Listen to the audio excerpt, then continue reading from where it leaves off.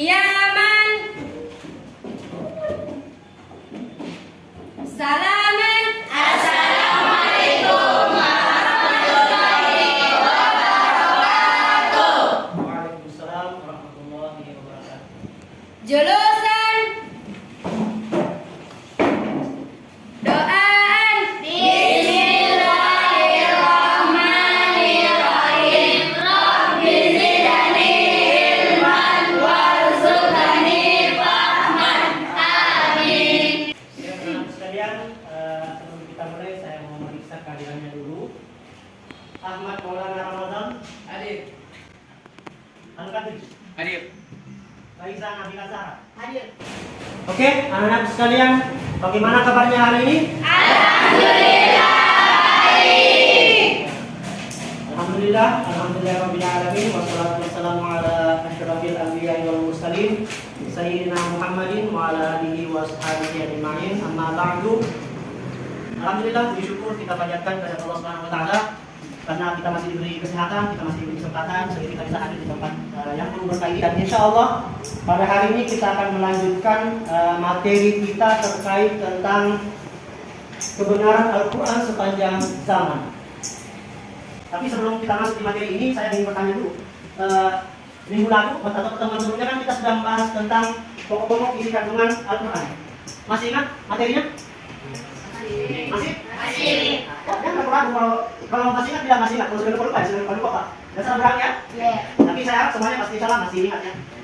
Jadi yang kemarin itu bahwa dalam Al-Quran itu memiliki pokok-pokok atau isi kandungan paling tidak ada 7 yang dikemukakan oleh ulama kita. Yang pertama yaitu mengenai tentang akidah. Ya? Dari akidah atau keimanan. Ada yang bisa menunjukkan contohnya? Contoh surahnya? Surah Al-Ikhlas. Surah Al-Ikhlas. Ya, jadi surah Al-Ikhlas ini disebut sebagai surah yang mengandung pokok atau isi kandungannya itu tentang tauhid, akidah. Kenapa? Karena berbicara terkait tentang Tuhan. Dan begitu pun pokok-pokok kandungan yang lain. Ya, saya harap Anda sudah paham materi tersebut. Dan kali ini kita akan masuk di materi kebenaran Al-Quran sepanjang zaman. Jadi saya minta semuanya dibuka link Google Site yang saya kirimkan minggu lalu ya, bulan saya sudah kirimkan ini. Link Google Site-nya silahkan dibuka. Setelah Anda membuka linknya, masuk di kegiatan atau di aktivitas pembelajaran seperti yang saya cantumkan, yang saya perlihatkan ini ya, aktivitas pembelajaran. Oke, di aktivitas pembelajaran. Setelah itu, buka materi kebenaran Al-Quran sepanjang zaman. Materi kebenaran Al-Quran sepanjang zaman. Oke, sudah? Sudah. Sudah muncul? Sudah. Oke. Materi kebenaran Al-Quran sepanjang zaman. Yang tampilan ini. Hari ini kita akan membahas, coba lihat kegiatan pembelajaran 1, sub pembahasan komposisi dan pembagian Al-Quran. Jadi ini sub pembahasan kita karena terkait tentang materi kebenaran Al-Quran sepanjang zaman itu ada 3 pokok materi, ada 3 pokok pembahasan, ada 3 topik. Topik yang pertama kita masuk di sini komposisi dan pembagian Al-Quran. Kemudian topik yang kedua nanti kita akan masuk di materi Makkiyah dan Madaniyah. Sedangkan untuk topik yang ketiga kita akan masuk di materi tentang mu'jam dan cara menggunakannya. Mudah-mudahan kita bisa praktek di pertemuan ketiga untuk topik ini, materi kebenaran Al-Quran sepanjang zaman. Jadi khusus hari ini kita masuk di pembahasan komposisi dan pembagian Al-Quran. Komposisi dasar ya, bisa dilihat 3.6 menganalisis struktur ayat dan surah dalam Al-Quran. Kemudian mempraktikkan cara pencarian ayat dengan menggunakan kitab indeks atau kitab mu'jam dan indikator. Ya. Setelah kita melalui proses ini, diharapkan kita mampu memahami, menyajikan kesimpulan dan mengomunikasikan materi tentang komposisi dan pembagian Al-Quran. Jadi itu sedikit pengantar terkait tentang materi yang akan kita pelajari hari ini. Dan untuk pendalaman materinya silakan klik. Dan untuk pendalaman materinya silakan klik linknya. Ada kan link? Iya. Silakan klik linknya untuk pendalaman materi. Ada linknya? Ya. Saya yakin anak-anak semua pasti sering membaca Al-Quran ya? Iya. Nah, sekarang Bapak mau tanya, ketika ada membaca Al-Quran, apakah ada yang memperhatikan komposisi dan struktur ayat-ayat yang ada dalam bacaan Al-Quran? Iya, pernah. Ada yang pernah, ada yang tidak? Iya. Oke. Yang pernah, apa yang diperhatikan ketika membaca Al-Quran? Halamannya, terus? Letak jusnya misalnya berapa? Terus ada terus atau ya? Ada yang lain? Tajwid, Masih ada? Oh, kebal cerita awal dulu. Ya, ceritakan awal juz yang diperhatikan. Oke. Jadi selain dari apa yang disampaikan oleh temannya tadi, sebenarnya masih banyak lagi ya, masih banyak komposisi atau pembagian dalam Al-Quran ini. Ini yang akan kita lihat nantinya untuk lebih jauh lagi terkait tentang pembagian Al-Quran.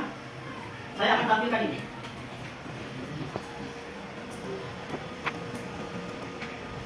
Kalau diamnya bisa, kalau yang di tampilan di HP-nya, ada ya? Silakan, saya mau Anda perhatikan gambar ini, perhatikan gambar itu yang ada di materi. Kemudian siapa yang bisa memberikan tanggapan terkait tentang hal ini? Apa saja yang Anda lihat dari gambar ini? Silakan berkomentar. Siapa? Al-Qadri? Oke. Oke. Awal juznya dicetak tebal. Awal juz dicetak tebal. Jadi awal juz dicetak tebal sebagai penanda bahwa ini adalah awal juz. Kalau di sini kan kelihatan karena ada keterangannya, tapi kalau di Al-Quran ini tidak ada keterangan. Jadi hanya untuk memperjelas bahwa ini adalah awal juz, maka dicetak tebal. Ada yang lain? Masih ada lagi? Ya?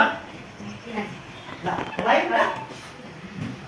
Nah, pernah tidak Anda memperhatikan Al-Qurannya yang di samping itu ada tulisan kain? Jarang.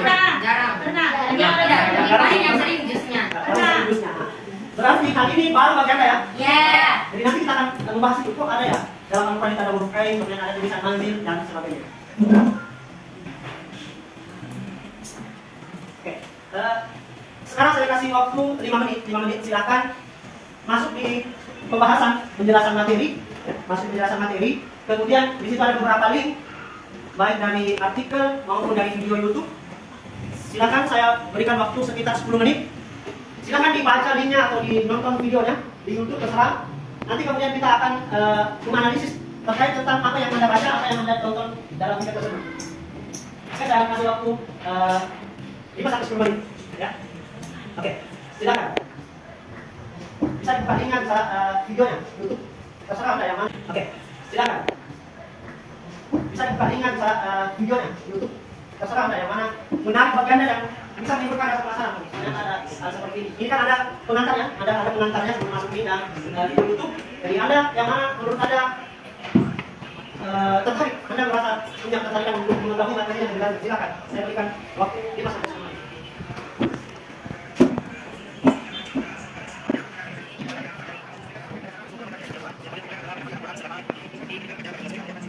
Oke, sudah ada kelompoknya masing-masing? Sudah.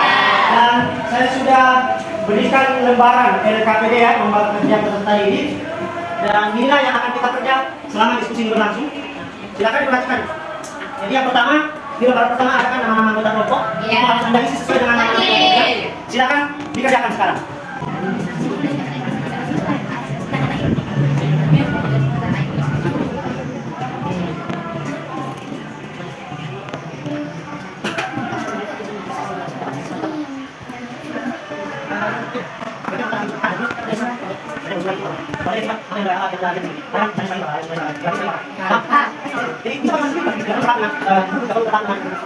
Intinya saya mau lihat apakah Anda betul-betul paham konsep itu. Surah itu apa?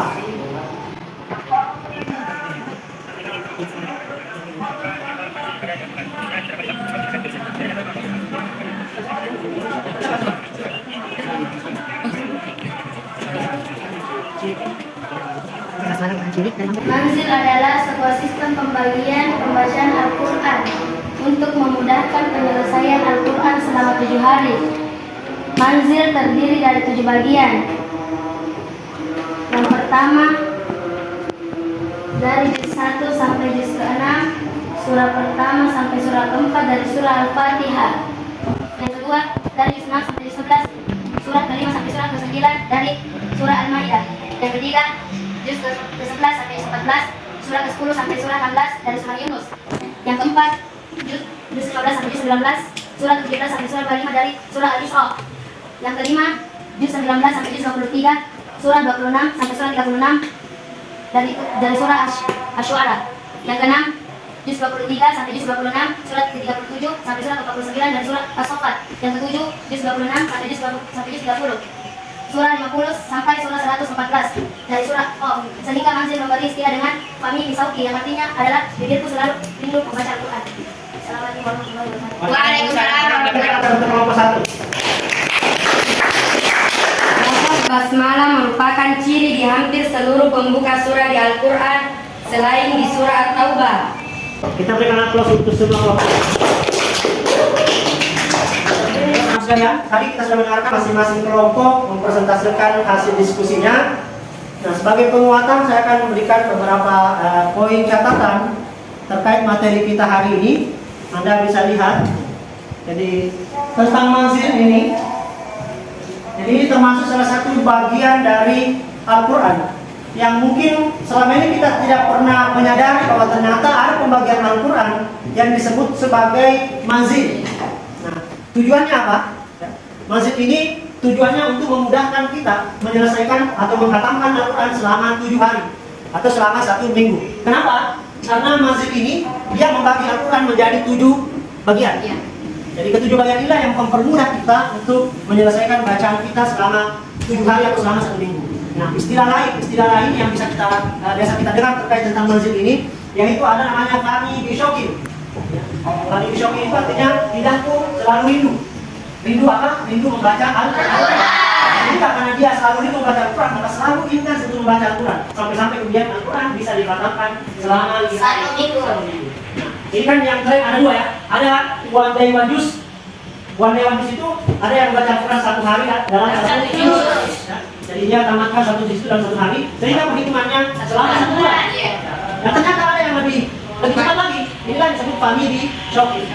Fami Bishokin ini merujuk pada manzil yang ada dalam Al-Quran. Dalam Al-Quran itu tanda manzil itu dia dibagi dalam beberapa bagian ya. Kalau di sini ada 7 bagian dan ada beberapa penjelasan, Anda bisa lihat nanti dan bisa dipraktikkan. Ya, bisa dipraktikkan nantinya. Kalau ada yang praktekkan ini ya, saya akan memberikan hadiah. Kalau yang bisa praktekkan ini. Yang penting hidup, jangan ngomong ya. Jangan sampai tidak dipraktikkan baru bilang saya sudah praktekkan. Oke, saya rasa sampai di sini pertemuan kita hari ini ya. Dan insya Allah di pertemuan berikutnya kita akan masuk materi tentang Makkiyah dan Madaniyah. Ya, Makkiyah dan Madaniyah juga termasuk dari pembagian Al-Quran. Jadi pembagian Al-Quran itu dalam surahnya itu namanya surah Makkiyah, ada surah Madaniyah. Ini juga disebut ayat Makkiyah dengan ayat Madaniyah. Kita akan lebih mendalami materi ini dalam pertemuan berikutnya ya, tentang Makkiyah dan Madaniyah. Untuk itu mari kita tutup pertemuan kita hari ini dengan bersama-sama membaca doa kafaratul majelis yang akan dipimpin oleh salah satu teman kita. Silakan Fairuz Fatih pimpin doa kafaratul majelis. Bismillahirrahmanirrahim. Subhanakallahumma wa bihamdik nashhadu an la ilaha illa anta nastaghfiruka wa atubu ilaik. Silakan disiapkan atau kelasnya. Said, Kiaman, Salaman, Assalamualaikum warahmatullahi wabarakatuh. Waalaikumsalam warahmatullahi wabarakatuh. Julusan, Oke, silakan. Ini kan yang terakhir ya, silakan balik ke rumahnya, jadi jangan lagi ada yang singgah nongkrong dari luar. Ya, oke, selamat.